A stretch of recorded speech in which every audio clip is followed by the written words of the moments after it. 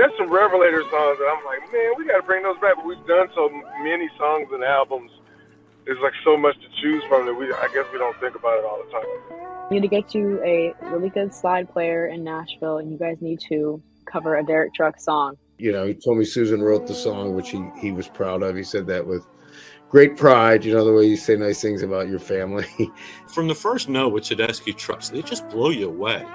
Yes, we will. I wouldn't argue with anyone that says that could be my favorite song on I Am the Moon. He, signs my ticket, and I look over at Susan. I say, Susan, would you sign it too? And she goes, oh, heck yeah. Kevin calls me and was like, hey, man, what are you doing? I was like, nothing. He was like, Derek wants to record some tuba stuff. I said, when do you want to do it? And he was like, let's do it Wednesday. It was Midnight Harlem. And it caught our attention, man. And we started diving deep, and we're like, okay, we got to see these guys.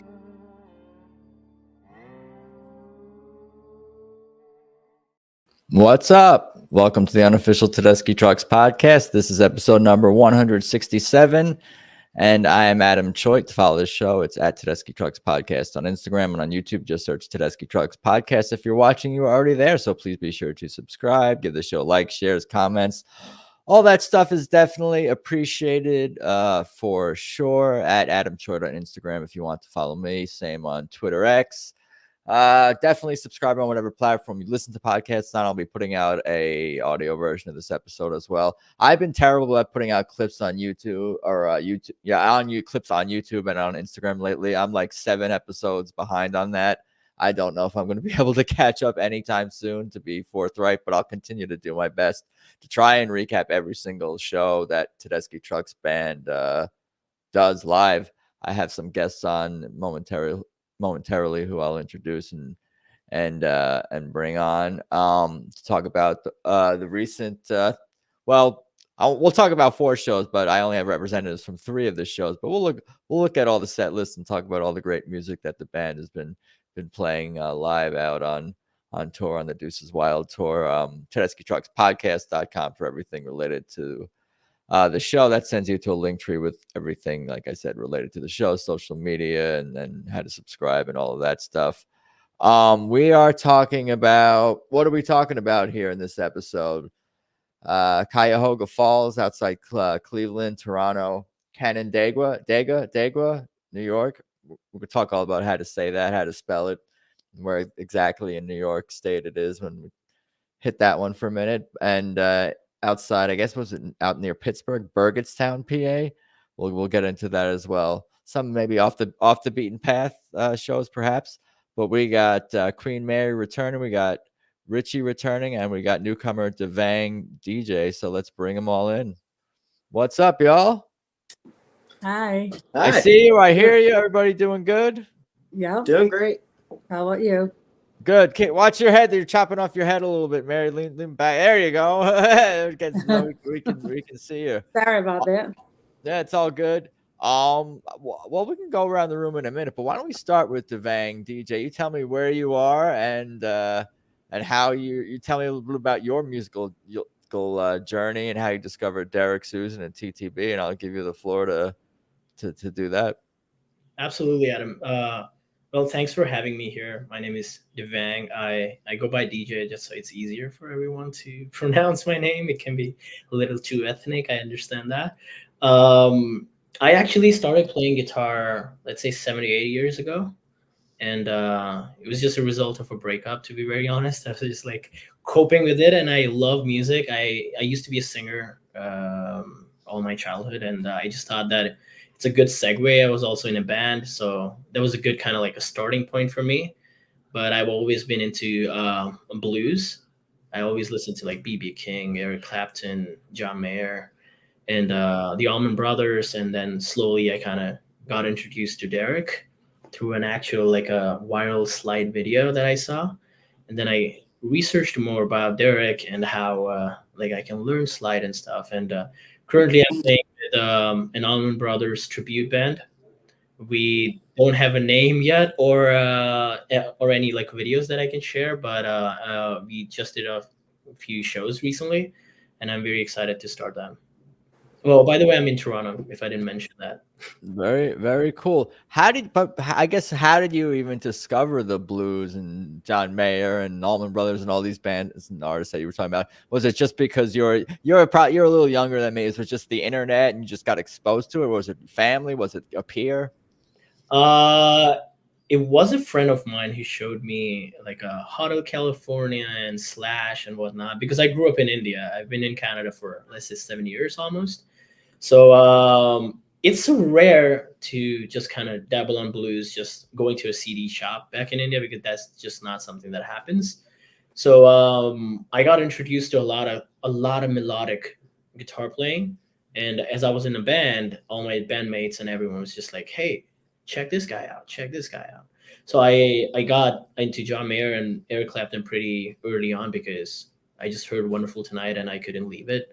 He's the reason I kind of play guitar. Like Eric Clapton, I'm a huge fan of his. And then slowly I got to know that everything originated from blues.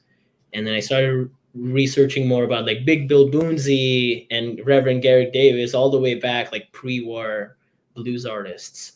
And I just started playing them a lot. And I started playing slide a little bit more because I want to be more emotive in my playing. So that's how I got into Derek Trucks, because who else do you want to follow other than the Allman Brothers and Derek, right?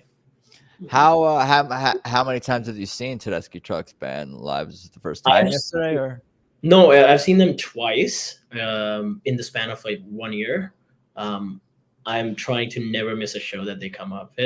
My first show was incredibly special. I was the first one standing. I was like, there was no one in the middle from Derek and I. Like, it was 10 meters at most.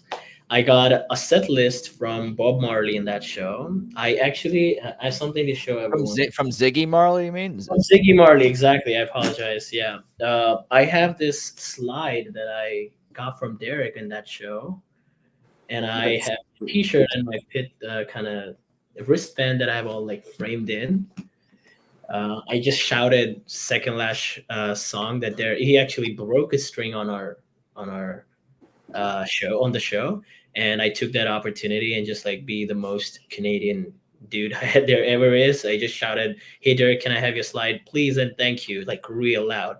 And these folks are so kind and so nice. They're like, absolutely. That was after the show or during the show. That was like before the last song that they all played together with Ziggy. Oh wow. And this was in Toronto this previous go around. Yes, I think my buddy Jack came on your podcast back then, and he did announce that one of his friends got the slide. That was me.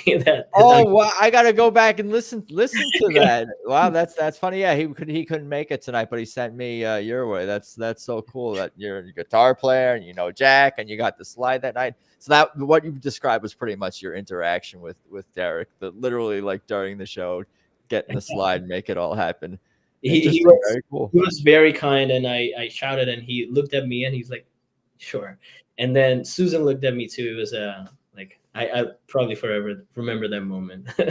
Very cool, good stuff on Queen Mary. Where are you? Because I've right talked. here.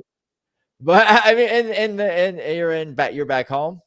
I'm back home in Michigan. Yeah. Nice. We were on vacation last week, so we decided to take a drive to Ohio. And it was like a 3.5 hour drive. It was so well worth it. We met some really nice people, and we had a really great time at the concert. Very cool. And you were at the Cuyahoga show. Yeah, and we bought tickets, general admission, and it was awesome. We got right on the front row, right there in the center, right by Derek and Susan. It was awesome. Were you nearby, Richie, when you were at that show too? Where were you? Probably not for me. I was a little farther back. We had corner seats out in the middle, so it wasn't right up at the front, but we had good seats.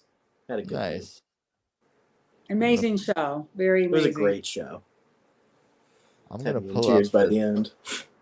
Of course, I'll pull up the set list. Also, I was posting this one around. I feel like I might as well share this. You got all the posters from those previous 4 shows. Yes, we do. Well, right here. These are cool. Yeah, this week has had a lot of great posters. Specifically, like, got the Blossom one here. This was by Just a Jar, or I think Just a Jar Design Press, local artist. It's woodcut, inked stamped. Got it framed today. Haven't hung it yet, so I could show it off here. Each one is like hand rolled and hand stamped, and so cool. Super cool. Yeah, a lot of animal imagery in these posters. I don't know what this one is in the. It's probably a haunted house or a famous landmark in the area, I would guess. But this one, you got the bear going right into the grabbing the fish there. Yeah, it's a great poster. Wow. They all have such like depth. That's what makes these artists like next level. I think a lot of it is like they see in like dimension where it's like I can't even like think in those terms with images. I created some like basic art for some personal things that I've done over the years, but everything is always just so two-dimensional when I do it. There's no way I can ever like create this depth. Very cool stuff.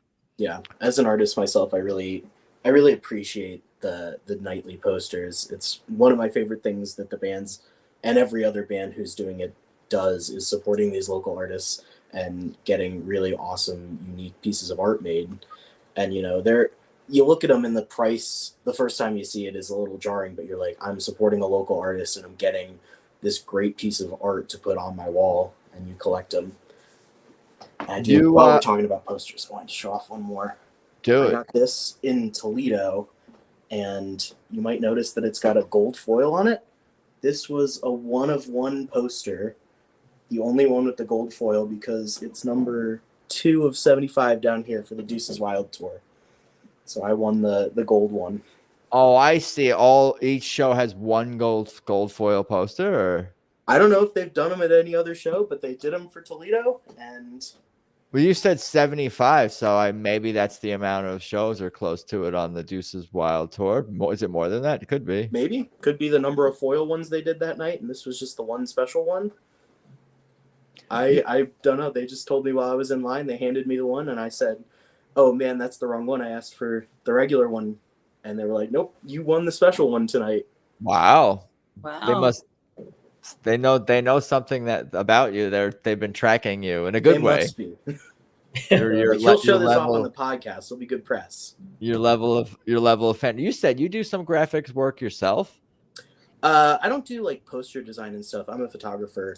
I gotcha. Okay. And I went to school for photography, so I was around a lot of artists, which is why I was so happy to see a printmaking poster for our home show in Blossom, because I know a lot of people who are big into printmaking, and a lot of people tell me that I would love it. I just haven't really gotten into it.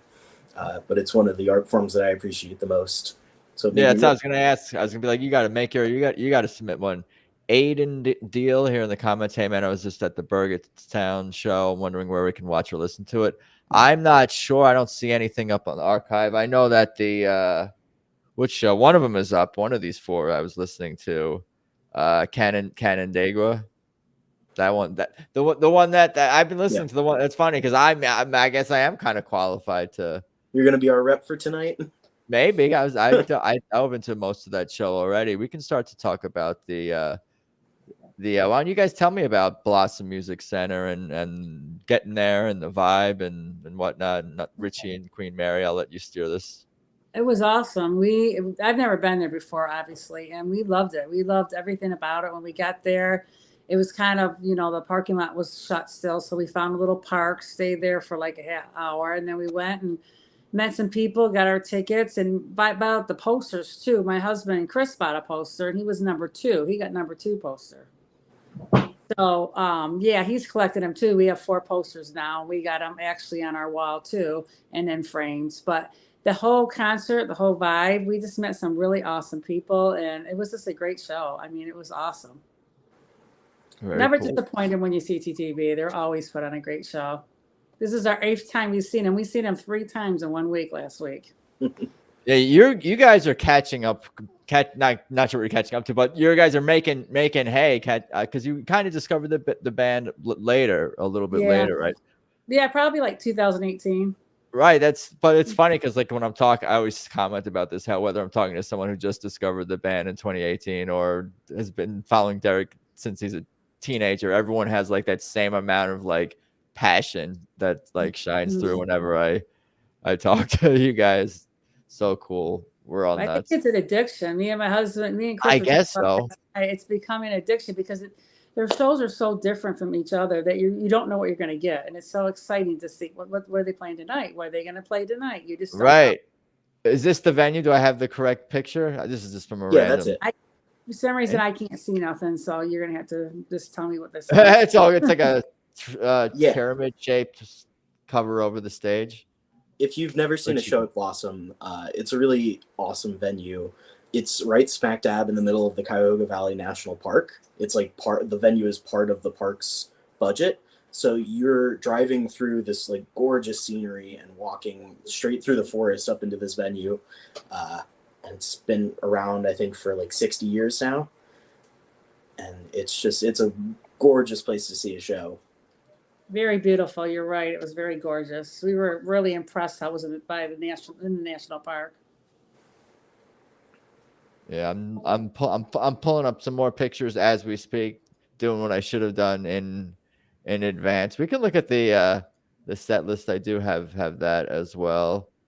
You can tell me if this is accurate or not, as far as playing with my emotions here, my dear. Feels so bad, isn't it a pity? Let me get by, part of me. Looking for answers. I want more. Soul Sacrifice, 1999. Keep on growing. Little Martha. I'm sure that was part of Swamp Raga into Midnight in Harlem. Made Up Mind, Just Won't Burn, Walked on Gilded Splinters, and encore of I Can't Make You Love Me and Space Captain. I'll let you guys yep, that's all of the them. Ship. That's accurate. The only thing I want to add in here, I wanted to talk a little bit about how Derek has been doing a tease of a tease recently. I don't know if it's really new for this tour or not, but it's the first time I've noticed it. Is he started like teasing the song he's gonna tease later. So at the start of Part of Me this night, we got a tease for Little Martha, and I was like, "Oh, is he gonna play Little Martha for midnight tonight?" And sure enough, 5 or 6 songs later, he did. It was really special, and he did it in Toledo as well. We got a tease for Maki Madni for Idle Wind. We didn't get one last night at Burgettstown, but it is one of those things that makes you on edge during the show. You're like, oh, he's talking to me, the person who knows what to listen for, which is most of the people in the audience. I feel like once you get in, you're in all the way.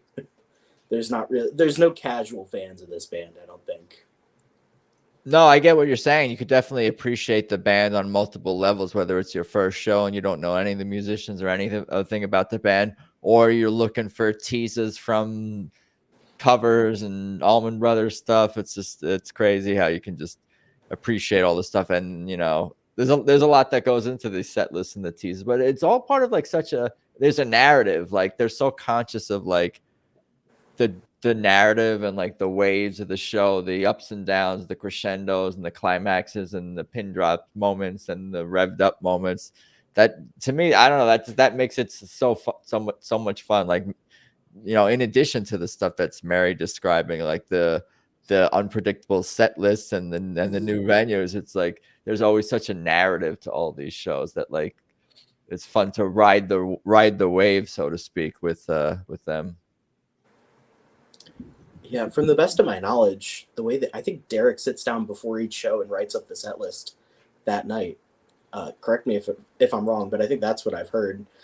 And he does such a good job of keeping the flow moving and keeping the songs that would make the biggest impact that night in the set list. There must be like I wonder if he had, probably not, but this is how I would imagine it or how I would do it. It's almost like you have a checklist, and one of the checklists is like, does everyone get their shine? And another checklist is like, are we playing enough Allman Brothers stuff? Are we playing like Derek and the Domino stuff. Not that maybe they're not going to, but those are questions to like answer each night. It's yeah. I wonder if they're using they could use AI potentially to like to help steer the ship actually to like to get organized. I'm sure like I sometimes think about how like they make sports schedules. Like that sounds really complicated when you have like 30 teams in a league and 80 games and like basketball or something to figure, and all these cities. Like my head hurt trying to figure all that. But they have the machines to do this kind of stuff in computers, but not always. That wasn't always the case. Yeah. Whereas I mean, the truth of it is they don't really need to change anything. They're hitting it. There's never been a show that I've been to that I felt like, oh, this person didn't get their time to shine, or I felt like I was missing Brandon playing, or Gabe didn't get a big solo here, or I didn't get to hear Elizabeth burst out at the end. It feels like night after night, everybody's up there. Even the past few shows with Ephraim gone, Justin Johnson has gotten time to shine up there, and he's done a great job. For sure. Tell me, I'll let you guys just tell me what jumped out at you about the show or the songs or highlights. Well, for me, getting that close was awesome because you get to see everything. I could see Derek shaking his head when he was trying to tell somebody something. You could see him and Susan kind of communicating. And I liked seeing all the behind scenes and kind of watching the whole stage. And I tried to keep looking back and forth at all of them. Like, okay, I want to look at Gabe. I want to look at Elizabeth. I want to look at Alicia. And I just think it was pretty amazing to see him that close. If you ever get a chance, it's, oh my God, it's so well worth it. Was that the first time you were ever like that close for a show? Yeah. Or? Oh, well, wow. No, Bob Seger. I'm a big Bob Seger fan. I meant for TTB. For TTB is the first time I've ever been that close. Okay.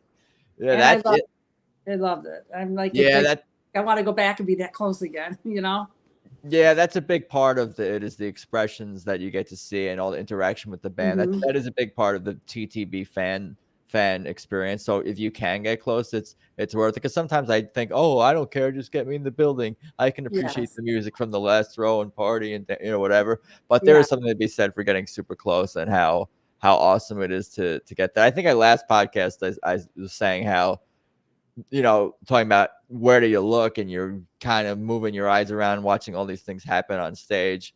And you're kind of like the director of your own concert film, your own TTB concert film, like where you want to put your focus. It's just a fun thing. Yeah, Chris taped the whole thing. He put it on YouTube. He taped the whole thing. It's shaking a little bit because he was dancing the whole time because we both were. But yeah, he taped the whole thing, and it was so we got it on YouTube and we watched it a few times since we've been. Yeah, me too. I've been listening. That's right. I've been listening to that. I'm like, where did I hear this show? I appreciate that, and it's even if you're not watching, it's good to listen to it. And I enjoy that. I'm probably in the minority with this, but I don't mind that he yells from time to time. I told him that it's not overdone. It punctuates. He's appropriate and he doesn't overdo the yelling.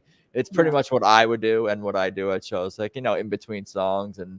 He gets really into it. He's really into all of it. But Derek, obviously he loves watching Derek the most. I have to say, I'm just going to speak for him what I think. But both of us like the whole band. I mean, we love the whole band. They're all so talented. Yeah, it's just cool. I like to hear the reaction when someone punctuates a note with a solo, or someone's going into a solo, or when you recognize a song or whatever. It's always fun to hear those moments, people reacting to them. It's fun to hear the crowd too. Like that's the thing that I like about live albums and live music. Is you hear the crowd too and the music. So I enjoy that. Yes. The talkers maybe not, but that's a different different conversation. Yeah, stellar set list. The 1999 is cool. I think that was the first time it might have been the first time I heard it. I know it's a couple of recordings have come out. I don't know. Maybe I'm thinking of Chris's, but yeah. Stellar. Actually, on the set list, Adam, he was supposed to do. They were supposed to do Bell Bottom Blues, and he crossed it out to 1999. So they changed it. They must have changed it at the last minute. It was a really awesome cover for them to do. I hadn't heard it before this point because it had only been. This was like the third time they'd performed it, They had done it in Minneapolis, and then one night, and then this show. And I had taken my brother to come with me to this show. And he knows I'm a fanatic about this. We have a little joke between ourselves that I can tell him what song is going to play within the first 2 notes, which I'm sure most people who are, passionate fans of this band can. And I had told him like all the songs that they've been playing, and 1999 comes on, and I'm like, I don't recognize this one. What are they playing? And he's like, are they doing something new? And I'm like, there's no way. Probably not tonight, right? And my brother is a big Prince fan, and the second we hear Mike Madison sing 2000, we both turned to each other. We had the stars in our eyes. We're like, oh my God, he's doing Prince. I had forgotten that they were doing it, and I hadn't heard the cover yet. And it was a special moment that we'll look back on forever, probably. Yeah, no, for sure. Like, and I can't help but think of like, I should go through my mental Rolodex and think of, or what songs have I heard TTB sort of debut, or even if they haven't played it in such a long time, I'll maybe consider that like part of this, like, what cool, really unexpected things that I get. Like seeing in LA, I saw the Zeppelin covers was, I guess that was kind of a big deal. The What Is and What Should Never Be and the Bring It On Home, like debuting those covers. I think I know Derek, we talked about on the show, Derek playing that at like Bonnaroo, I think, with Shaka Khan, the What Is and What Should Never Be. But I don't know if if Tedeschi Trucks Band has ever played that. And I don't think they've ever played Bring It On Home either, but cool stuff. DJ, you could jump in anytime too if you want, because I'm sure you probably know all the songs and the music, and there's some overlap at your show with these. So don't feel like, oh, I can't talk because that's not the show I was at or anything like that. And we'll move on to the next one. We got a few more to get to. Yeah, we gotta move here. Yeah, cool, good stuff. What was the next show? Was it this one? It was. I think Toronto was next. It was Toronto. Yeah, Toronto was next. Not that one. That list, that's for sure. That's the other one. Where we got here? That's PA. We'll get there. I have it somewhere in here. There you go. That looks familiar. Yeah, that's the one. That's the one. One thing I would like to point out is you see the background is actually Budweiser's stage. That's the venue, and it's very similar to the venue that Richie and Mary went to. It's very open, very similar kind of layout. It was very similar there. Nice. I'll read the set list. Do I look worried? All that I need. Got my mojo working. Sweet and Low. Was this the debut, the 2024 debut of Sweet and Low? Feels so bad anyhow. Key to the Highway, Bound for Glory. Don't Keep Me Wondering. Let Me Get By. Midnight Harlem. How Blue Can You Get? Idle Wind. Made Up Mind to close out the set. And Color of the Blues and Stranger in a Strange Land with Margot and then her band to close it out. I've been really enjoying those encores. This is the one on YouTube or something. I've heard a couple of those. I forget where I heard them. It's something either on YouTube or on the archive, but like that's been cool encores. Yeah, the encore in Toronto was just amazing. Also, Margot Price is a fantastic singer. So unique voice. Very unique voice and a very different register than Susan, because Susan has a lot of like girth and a lot of bass in her voice, and then Margot comes on and she brings a lot of those higher frequencies. So when they sing kind of together, it kind of fills up the spectrum pretty well. So that was a very good encore. Yeah, I think we forget how it's like really fun for them, for Susan, for Tarek, for TTB to play with different artists and different creators that bring different sounds to the band. Like I'm such a loyal to TTB. It's like I want every show to be an evening with 2 sets, all 12 members, and that's like what I want like every show to be. But the guests is, I feel like in a lot of things, it is in a lot of ways for the band to keep things fun and fresh for them, and like we're getting cool music, and Margot's bringing a cool element to The Stranger in a Strange Land, like bringing, like, I feel like it's bringing a lot of new life into a song that they haven't played in a while or played as much in the last couple of years or whatever. Absolutely. And also, I think that so I went to the show with my sisters. I have twin sisters, and this was their first TTB show, and I was super excited to show them my style of music. They kind of hear it all day, because I'm blasting it all the time. But they had a wonderful time, and one of my sisters later on, towards the end of the show, told me that it's so communal. It feels like they are literally just enjoying in their like living room, playing with each other, communicating through expressions and the head nods. And it feels like if they could, they would just have all of us on stage and just like play with, which is such a real way of like kind of experiencing the show. They want everyone to kind of just be up close and really enjoy the music, be part of it. And I think that sums up the spirit that we all as TTB fans can experience going in those shows. Yeah, that's a great observation and well said by your sister or one of your sisters. But that's really even the sort of style of even like the bands, like they have like, I mean, this is not totally uncommon, but it makes me think about like they have some of the rugs on stage and some of the tapestries and some of the different design elements over the years kind of do have a bit of the chandeliers is even like has a little bit of like not living room, but like a homey kind of like vibe a little bit. Yeah. And even thinking about like they've literally brought us into their home, into their studios, and for like the fireside series and sharing, you know, videos over the years from their home studios and things like that, which definitely has the living room vibe. So I feel like there's a lot of overlap between you know what their home looks like and what their stage looks like, and I guess that is their home away from home, basically. Absolutely. And I think even with the song choices and stuff, they chose like a Johnny Moore's How Blue Can You Get? But I think the cover that they did in terms of like the Toronto arrangement was very close to the Live at the Regal, the BB King version of that How Blue Can You Get cover, which was like if you have that set list, I can tell you more. Like I got you. Highway, How Blue Can You Get? Those songs were just phenomenal. Kind of thinking this band is just playing covers on the fly every other show, and to kind of execute it that well is just phenomenal. I would second Richie's point where Derek is kind of teasing with his licks and stuff that he's gonna play. Like he did do Sahib Terry Bondi, the Maki Mudney cover, just kind of teased it a few licks of it. And of course, as we are big fans, like we would recognize it right away. And then he would start just playing something else, like Let Me Get By. And I'm like, that just doesn't make sense, but that still makes sense. That's just amazing. Like it makes you wondering and it keeps you on your toes, which is something that the audience really loves.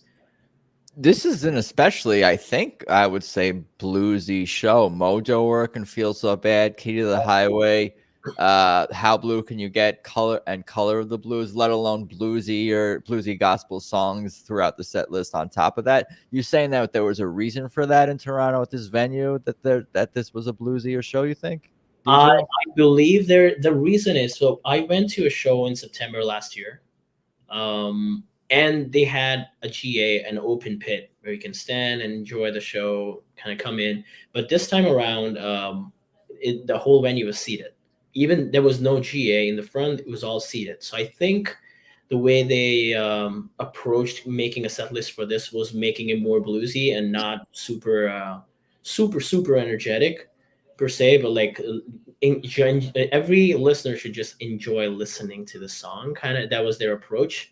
In making, because everyone was seated, so they cannot just like get up and dance, right? So even though like they didn't plan for it, everyone was on their feet because that's just how we listen to music that we love. So, but I think that was a key differentiator in the September show and the show this time around. That the song choice was, I think they kept that in mind while making those choices.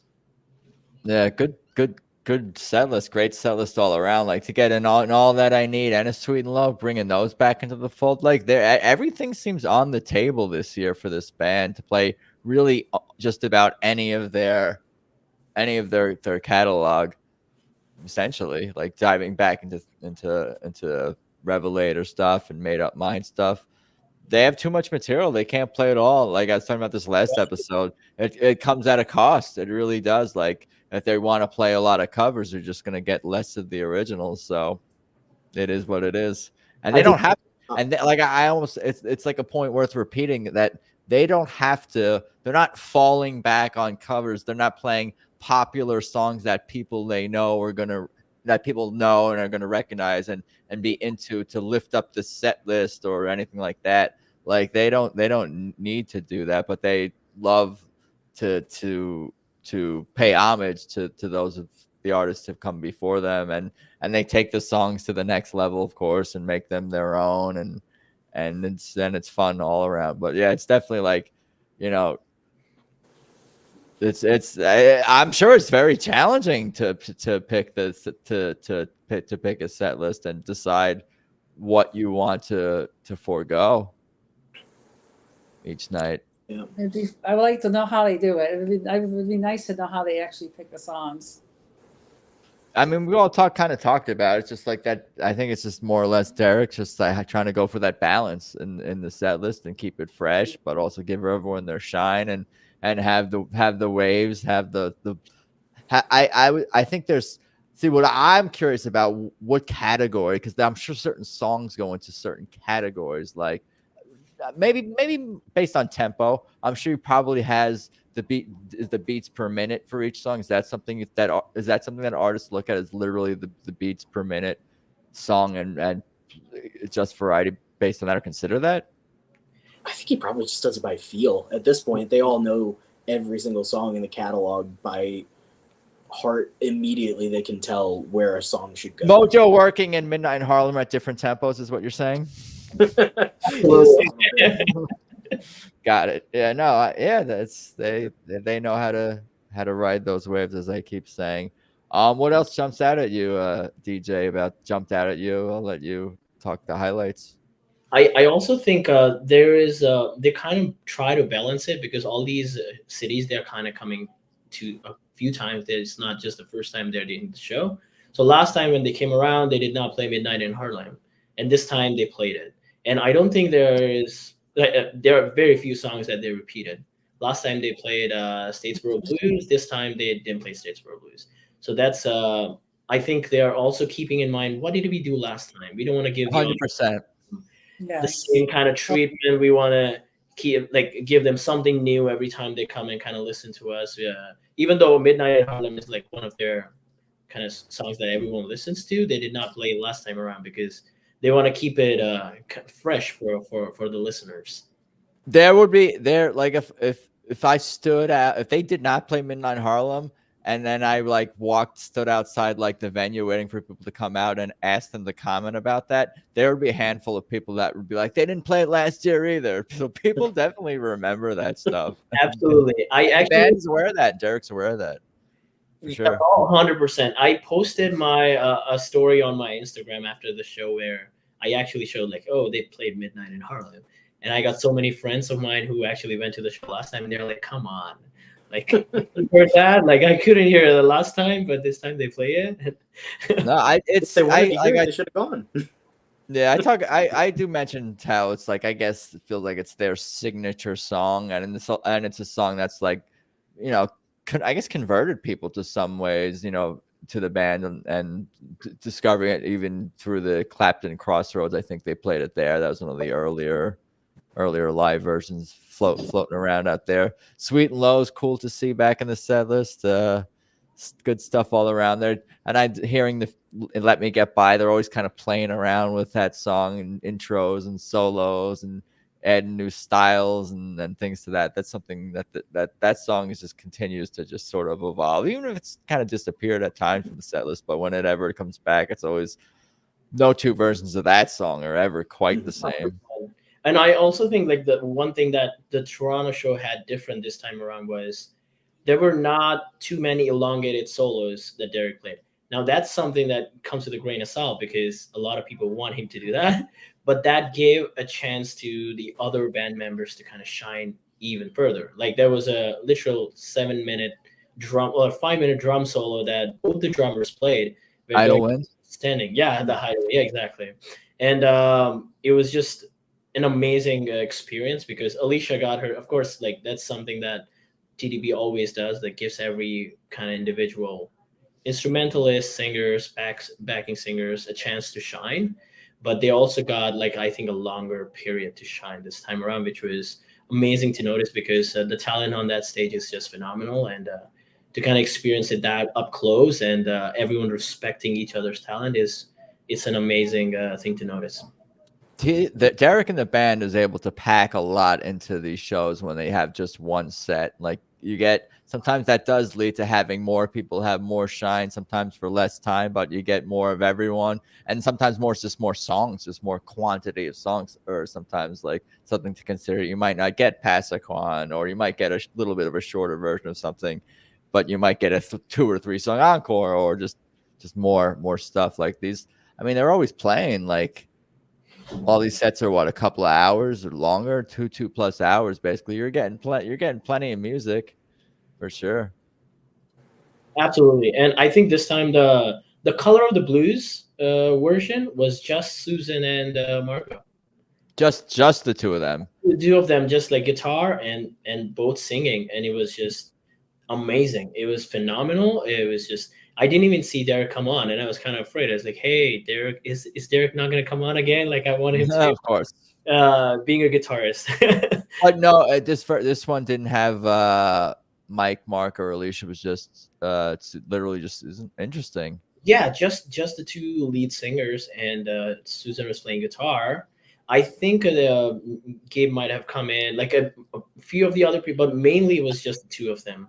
And like they started the song, they pretty much ended it all together, and then everyone came on stage.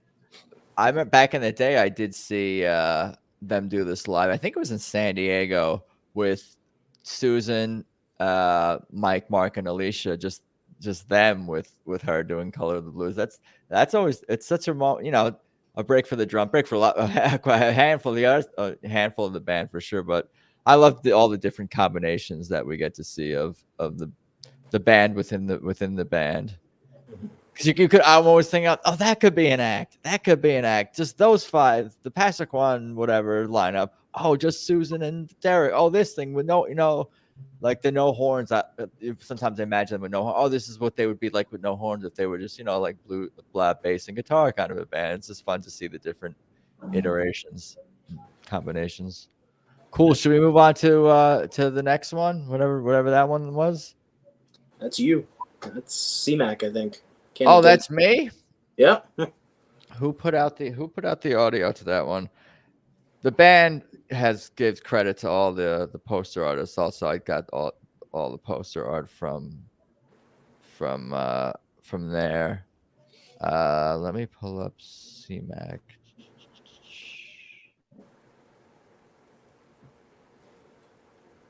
Where is it? How much fun is everyone having right now from a scale of 1 to 10? I'm having a great time. Where's the band next? I think they're up in New York. I don't remember where in New York, but small town somewhere. Small town near a bigger town. All right, let's see here. I got it from setlist.fm. Part of me playing with my emotions ain't that something. All the love, Isaac, Heavy Jam, Gin House Blues, Angel, Sugary, Anyhow, Sweet and Low, Keep on Growing. Everybody's got to change sometimes. Circles, Passaquan, Mountain Jam.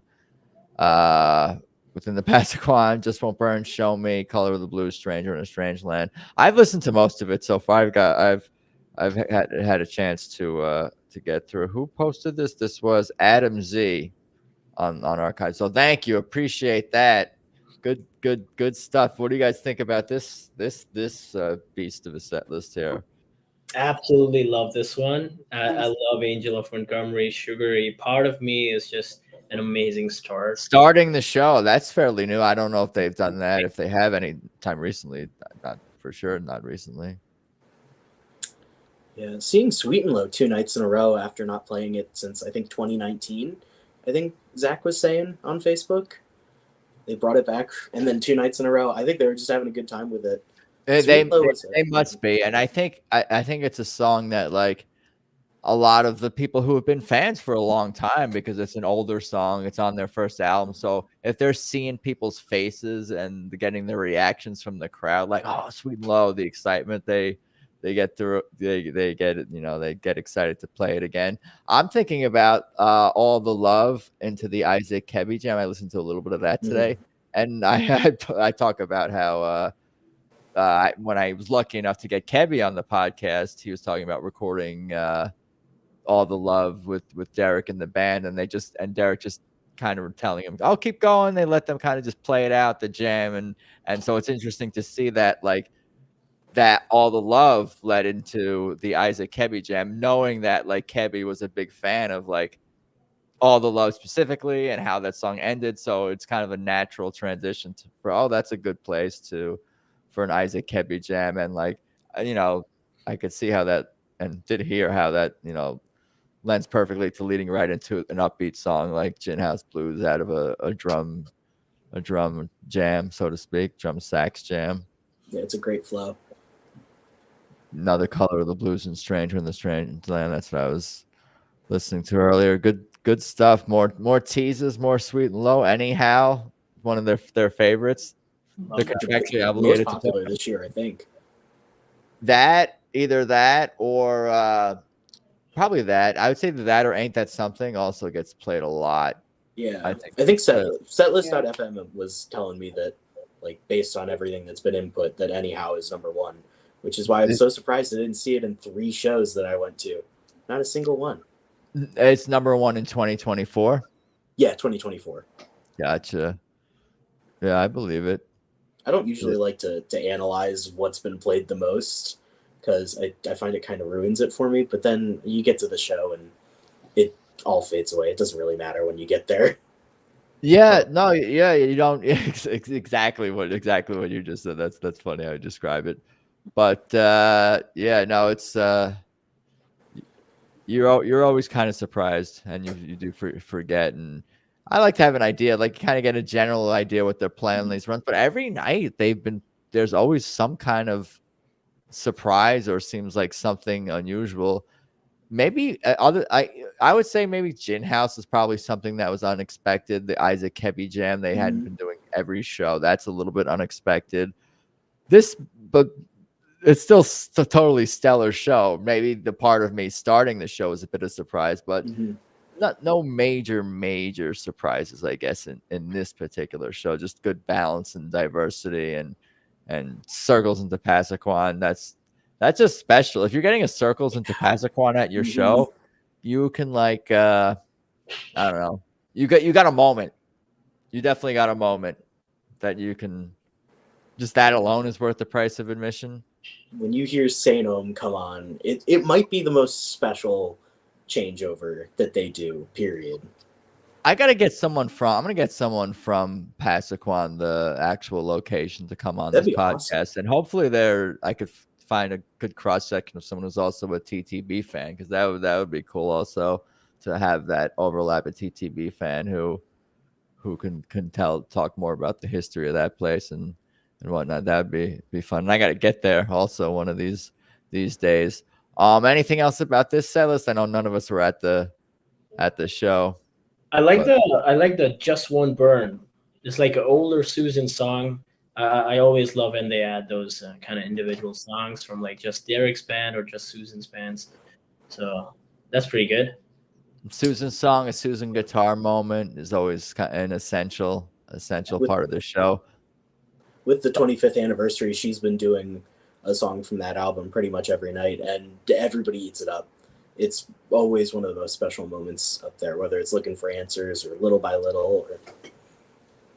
There's some shows where she plays even a couple of those. You can get 2 of those in one night. There's been times, I think, where they've done Looking for Answers and Just Won't Burn, or just 2 very.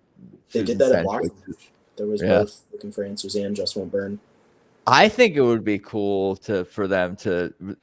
It might not happen anytime soon, especially if his band opens for TTB again. But to do a Gabe song, TTB to do a Gabe song, is that we're not ready for that?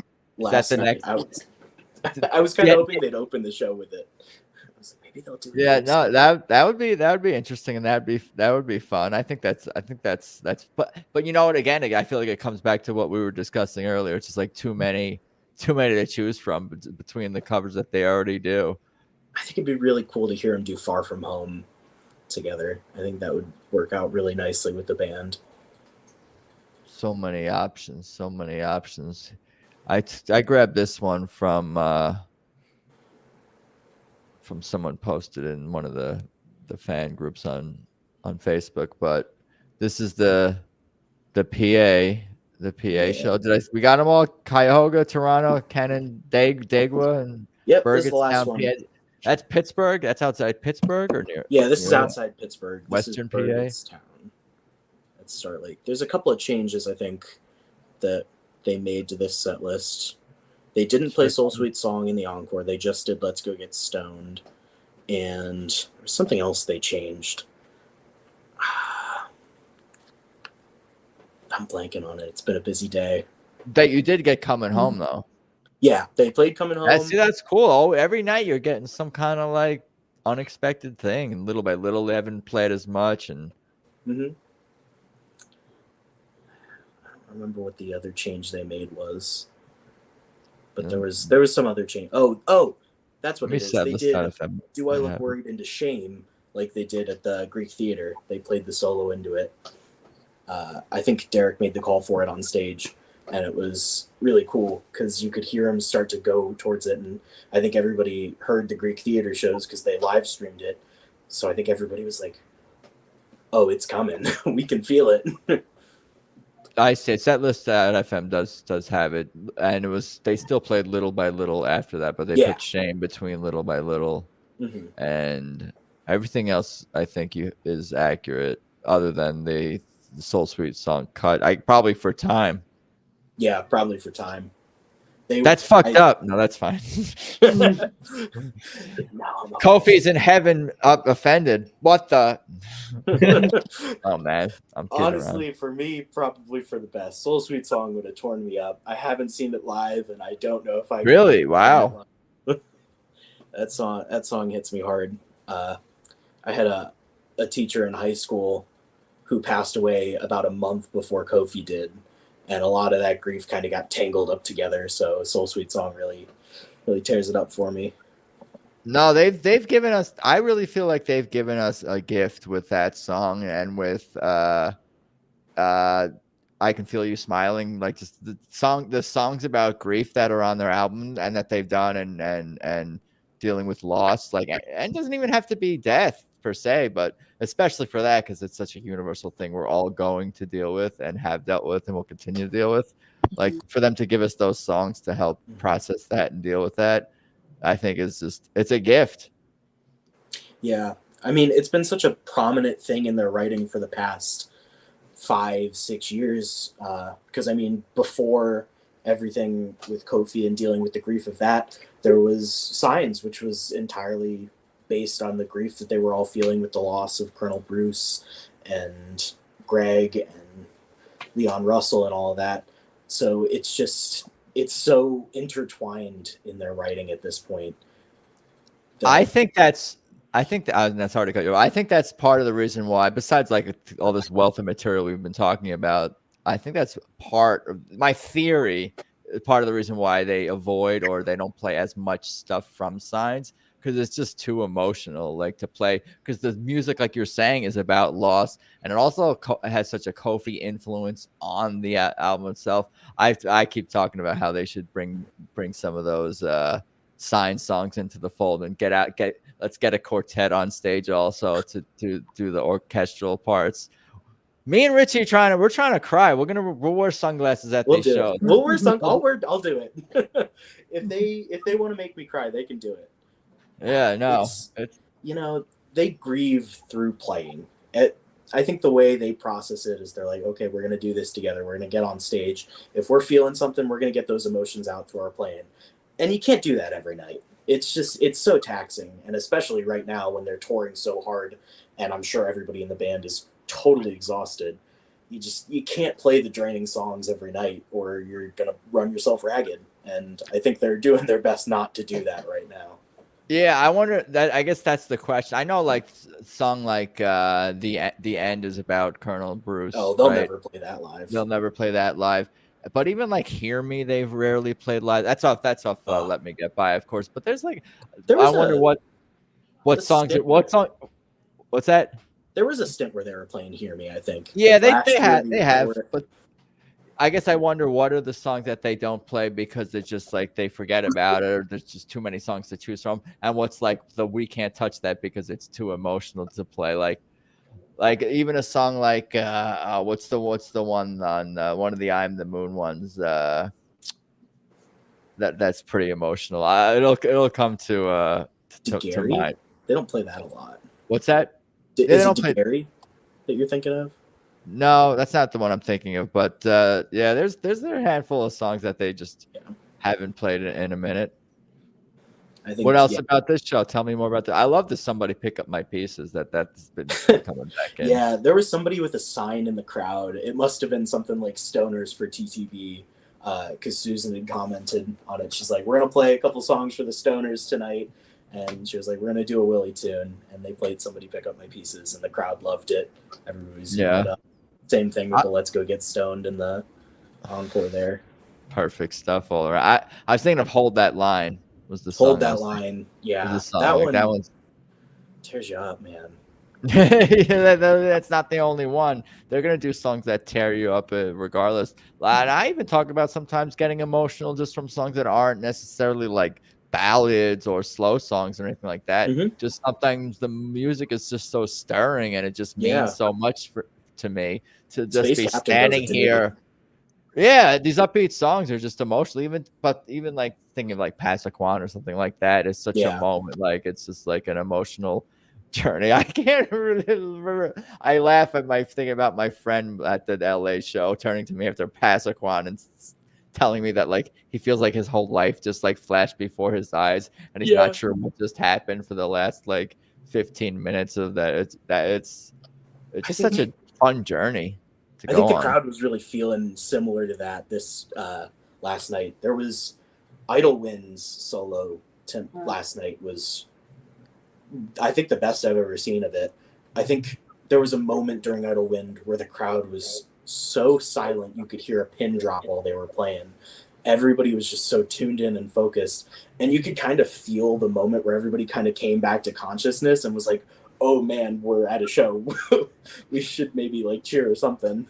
You're gonna get, I feel like we've been getting Idlewind or Passaquan, like one of those almost every night, and if not, you're going to get like extra songs or something like that, because those eat up a lot of the duration, because they're the long songs, the songs they have the jams on. But like it's cool that those are like the moments. Like I hope that Derek and the band continues to like put out, you know, the next Passaquan, their next Mountain Jam, their next like instrumental composition, because that's really what it is. And like, you know, these aren't jams. Elizabeth Reed is not a jam. These are compositions, and I mean that. Compositions.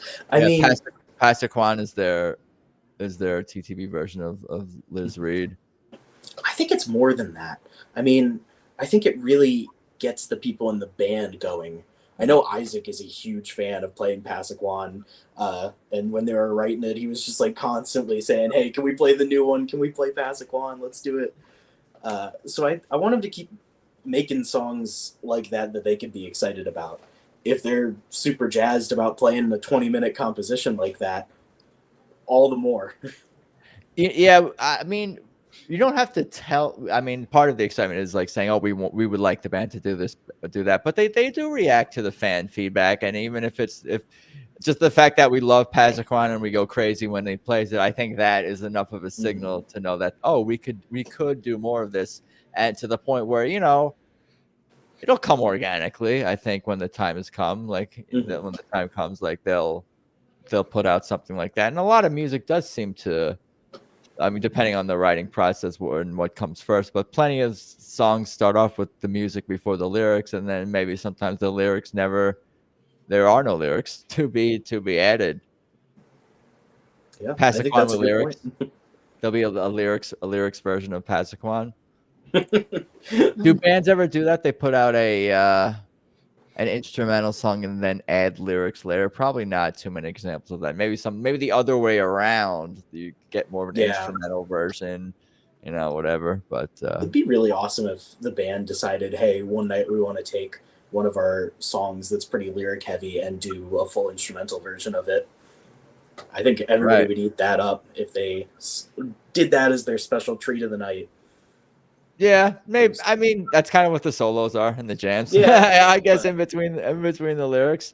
Tell me more about this show, I guess. I think big highlight for me of this show was It Ain't Fair Into Dreams. I feel like that's a pretty common thing, but you can hear it as many times as you want in an MP3, but when you hear it live, the energy is just totally different. Everybody loves hearing Alicia sing, and she does such a great job. The audience was really hyping her up last night, and then the drop into the first chord of Dreams is really special. And it had me, I was leaning on the seat in front of me by the end of that. Those are moments. There's such moments. Like, I don't know. I don't believe that. What other band is going to create a moment like It Ain't Fair Into Dreams? Who's doing that? Who's capable of that? You tell me. And I think any excitement that other people get from other bands, like on that level, it's because of like some kind of nostalgia about them or something. There's something else going on. I don't know. It's not meant to, music is, I guess, not meant to be compared and contrasted, but like the way a lot of people describe on this podcast, TTB being their favorite band, the best live band. It really comes down to, and David Flam has mentioned this, like no one moves me the way Derek's guitar does, the way this band can move us. Like there's something objective about how awesome they are.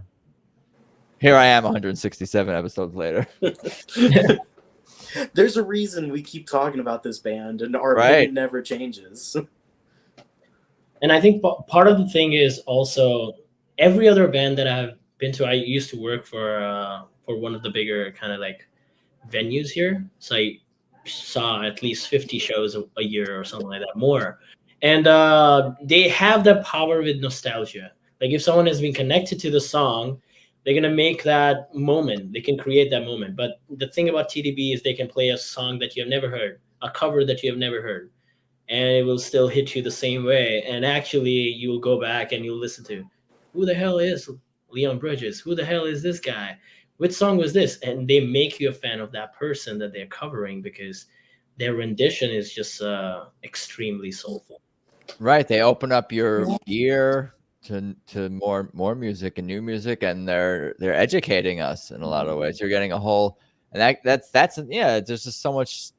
Their catalog is just so huge, and it sustains me like as someone who talks about them all the time. Like there's just endless like topics to discuss related to this band, like that has nothing to do with any of their original music, even like do episode after episode talking about nothing to do with any of their original songs, and that could be topic after topic, certainly. It's also like, I think Susan was once saying this in one of the interviews that she gave with Derek, that Derek can just rediscover his guitar playing like a million times for the same song. And that goes to show that we just kind of love their approach. And they can literally play any song that we have ever heard and make us love that song again, because it's just their approach that we kind of resonate with. And it's such a superpower. Right, and as we live our own lives, and these songs are the soundtracks to our lives, so to speak, they can take on new personal meanings and even new interpretations for this song. Year after year, like the songs take on new meanings and context for ourselves in our lives. I feel like I've taken up a lot of your guys' time already. Is there anything else, Richie, you wanted to mention or talk about in terms of the PA show? I got the set list back up here. I mean, it was a fantastic show. It was my first show being that close to the stage. I think it was like 5 rows back, like Mary was and Blossom. And she's right. It's a totally different experience when you're close enough to hear them without a microphone. It's really special. It's amazing. Yeah, there's nothing really comparable to it. Like, I don't know, just just I don't know, the way they communicate and interact with each other, it's different than the way other acts communicate and interact on the stage. Like just watching the way Derek leads the bands, it seems like something unique, and maybe something that's a unique requirement to Tedeschi Trucks with so many moving parts. But there's been bands and big bands I've seen on stage where you don't see someone walking around and smiling and improv and saying, "Oh, play another measure, Susan, on your solo," whatever it is. You don't see that sort of like you sort of like are in the kitchen with them, watching the meal get made a little bit, like you're in their living room watching them do their thing. That's such a good way to put it. It's what makes it so special. That's what makes the band so special, you know? Yeah. Totally unique. I think the kitchen metaphor is like perfect. Last night when Susan was playing Little by Little, she nodded to Derek and was like, "Derek, you take a solo here." That she said off the mic that I could just hear, and he was like, his face went, "Oh, okay, I'll do it." And you played a great solo, and I don't think it's out of the realm for anybody on that stage to make a call and be like, "This is what I want to hear in this moment. Do it," and everybody will respond. Sometimes I could be listening to a live recording, an archive.org thing, and I'll know, oh, there's a solo upcoming, and I'm anticipating who it's going to be, and you could hear that little moment before, like you just hear the rhythm part, but you're anticipating a horn or a guitar or something to come in, and I can almost like hear the band in my head or like picture them like who's going to take it, like having that conversation. Like I'm like, and I say it in my car out loud, I'm like, all right, who's taking this one? And then here comes Elizabeth or Susan or Derek or whoever. Good stuff. Oh, here's some pictures. Might as well share them. I think this was from Toronto. These are from the bands Bradley Strickland, Derek playing the drums, I guess, backstage. I think they also did like a meet and greet backstage after the show was done. My friend Jack, who came to the last podcast, was lucky enough that he got the backstage passes, and he actually met the whole band and got pictures with them, which was pretty amazing. Very cool. So this is Toronto for sure. Yeah. Good stuff. It's those pictures that really resonate with me. Just how close the band is. It really wouldn't work if they weren't a family. Swamp Family isn't an exaggeration here. I agree too. And it's real. Part of it, and I experienced it enough so for myself through you guys and through rubbing shoulders with the band and crew a little bit over the years. Like it's a real thing. It's like it's not just, oh, here's a picture of the band and they're like, no one's ever. It's funny how no one's ever like said a single negative thing really about any of the band, any of the crew. Like, you know, off the podcast, like said, I never heard of like anything like remotely like negative come out of like the band. It's like amazing, like, you know, their reputation and that they take that seriously, like, you know, how they present themselves and they have the respect of the fans and the industry and they're great. I'm rambling, but they're great. I think it's definitely, this is a fan podcast. That's what we're here for. I think it's definitely real. There not a lot of people follow him, but if you don't follow Isaac Eady on Instagram, he posts clips of what they're doing at least once a week. I think they were golfing into a lake yesterday, and he posted some videos of Kevy and I don't think I'm getting my alerts. I don't think Instagram. I have alerts set for like everybody in the band, but I don't think I'm getting maybe I got to recheck my settings. Yeah. I'm getting anytime I open the platform, TTB is usually at the top, so I'll have that. I don't even need alerts. The algorithm knows me, but I think I have alerts for pretty much everyone in the band on so I can know. I don't think it's on you. I think it's an Instagram thing. They really suck at giving alerts on the important stuff. Yeah, I want to know what kind of fish Isaac is fishing. Did he catch anything? Did they cook it? What's on the set list? This is why I'm on Instagram. I would delete my account if I didn't care about the fish they were catching. Facebook is pretty much for Tedeschi Trucks band at this point. That's pretty much true. Anything else you guys want to talk about or discuss related to TTB, upcoming shows, any other stories that you'd like to share, Queen Mary, Richie, that maybe you're forgetting for over the recent past or whatever? No, not really. This everything was when we went to Ohio, we met some really good fans. We met a couple of people that were right in the first row with us, and we all kind of looked at each other and said, okay, we're neighbors, so we're gonna watch over each other tonight. And we did. And this guy Earl, I don't know his last name, but he got 2 slides from Derek, and we drove them back to our hotel because they took a Uber, and they just said, we're never gonna get out of this out of Blossom. It was such a really hard to get out of the traffic. So Chris said, okay, I'll drive you home. We'll drive you back. Well, he said, here, you guys, keep this. It was a VIP bag. And we said, no, we don't need nothing. Well, he kept it in the back seat, and he put the slide pick in there for Chris because he already had 48 of them. This Earl already has 48, and he gave the other one. Wow. He gave one to Chris without us knowing, but he gave the other one to this lady, Kathy, I met, and I have to tell her story real quick. So she was from Kentucky. She drove, and she was first row. But it was a kind of a bittersweet day for her. She's a huge fan, but it was her fiance's birthday, and he died 9 months ago. She told that to Earl, and he gave her the other slide pick. I thought that was very nice of him. Wow. That's So really nice fans. I mean, fans, we just met some really nice people, and people don't understand. Like my kids, we have 3 boys, they're all adults. They think we're crazy. They think me and their dad's going through a mid-crisis. Like, what do you mean you're going all over to go see them? Why? We're like, we're going to take you next year. My husband goes, I'm going to buy tickets next summer, and you guys are going to come with us, and we're going to show you why we like them so much. You guys have been music fans though for most of your lives though. But yeah, both of us. We both love music. Totally. But you haven't had the itch to go to as many shows of the same band as much until TTB. Were you Deadheads before? I forget. Before it's TTB, no. We've been to Australia this year. We saw them twice in Australia, Sydney. Then we saw them in Sterling Heights. We saw them at Toledo Zoo, and then in Ohio by Aquin, by Cleveland.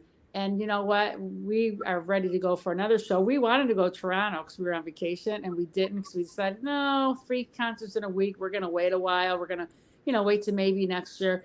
And after my husband seen the set, Chris seen the set, he goes, I am so upset I didn't go because he really wanted to see Sweet and Low. Man, he's gonna say that every show.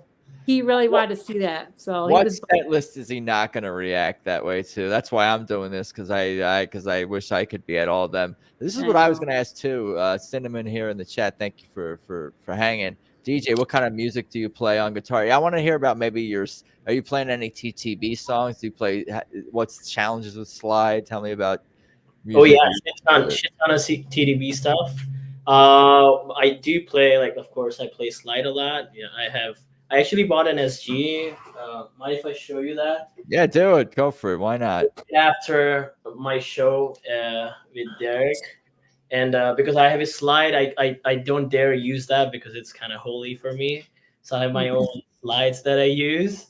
But I play a lot of blues. I play for a lot of studios here in Toronto. I played at the Toronto International Film Festival a few times. So I've been playing bigger shows. If you want more songs that I play, especially for TTB and Allman Brothers, the first 3 albums for Allman Brothers and TTB, honestly, Statesboro Blues, let's take the Maki Mudney, the Sahib Terry Bundy, older Susan stuff, older Derek stuff, everything that they have, kind of like the whole discography is on our list, and we always play that. We do have shows lined up in Toronto. So Mary, if you come to Toronto, hit me up, and we'll all go for dinner or something, and we come to one of our shows. It'll be pretty awesome. But mainly like blues and stuff. Yeah. What's the name of your band or your Allman Brothers cover band? We don't really have a name. Like we just like it's just 2 shows. Your guys and me, exactly. But we have played a lot of shows recently, and we just give a random name at the time. Like, I think we need to establish something like we need to have something set in stone in terms of how we're gonna brand ourselves. And as I'm the younger one in the band, I'm expected to do that. But I think I'm yeah, I've gotten a little lazy on that. So I'll take my camera next time. Maybe we'll shoot some content, put on Instagram, and maybe next time I see you guys, I'll plug my own kind of Instagram for you guys to check out our. Yeah, sounds good. I'm looking forward to checking out more of your stuff and playing all that and diving down the DJ rabbit hole. Anything else, Richie, you wanted to share, or anything you got? I mean, I've kind of said my piece. I got my stories in. Nice. I'm sad I can't be at more shows. You know, I bought 2 tickets for Toledo and Blossom, and I was like, you know, I'll probably be pretty tired after that week. I'm gonna take time off of work and go on vacation. And then I got to Friday night, and I was like, nope, haven't had enough. I need more. And I still feel that way. I could go to 8 more shows in a week. We all glow when we're talking about this band, and I really do when I'm in conversation with, let's call them normies, and the topic comes, oh, you host a podcast? What's it about? Oh, well, what kind of music are you in? When this stuff comes up, that could be a 3-hour conversation. So I have to rein it in a little bit and be like, oh, just so you know, I could talk about this all day, FYI, because they can hear me ranting. But on that note, thank you again, guys. I appreciate the time. I'll boot you out of here. I'll do my little outro and whatnot. You could hang out for a little bit after that if you want. I'm sure it's getting a little bit later on the East Coast. I'm going to bed. Good night, guys. There she is. Thank you again. We'll talk more soon, I'm sure. Thanks for having us, Adam. Bye. Thank you, guys. Take care, guys. Peace. So there you go. Episode, what was that? 157? 167? 167. That's right. Talking TTB in Ohio, Toronto, Canandaigua, New York, and Burgettstown, PA. Good stuff all around. Thank you, everyone, for hanging out. Queen Mary and Richie and DJ for hanging, for sure, on the stream. Follow the show. It's at Tedeschi Trucks Podcast on Instagram. Please subscribe on YouTube. That's definitely appreciated too. And as well on whatever platform you listen to podcasts on. I'll try to get the audio version up tonight, tomorrow. Positive reviews on Apple Podcasts are definitely appreciated. 5 stars, is that the most you can get, or 4? Whatever the most is, I appreciate that. At Adam Choit, Instagram and Twitter. AdamChoit.com for all my personal stuff. TedeschiTrucksPodcast.com for everything related to the show. TedeschiTrucksBand.com is the band's official website. Buy tickets to shows, buy merch. Join the Swamp Family fan club. Good stuff on there. Thank you again to the band, the fans, podcast supporters, guests, Swamp Family, all that for sure. I think that's about all I got for today. Thank you again, everyone, for listening, for hanging. I appreciate it. And let's talk soon. More recaps coming soon enough, I'm sure. All right. Peace.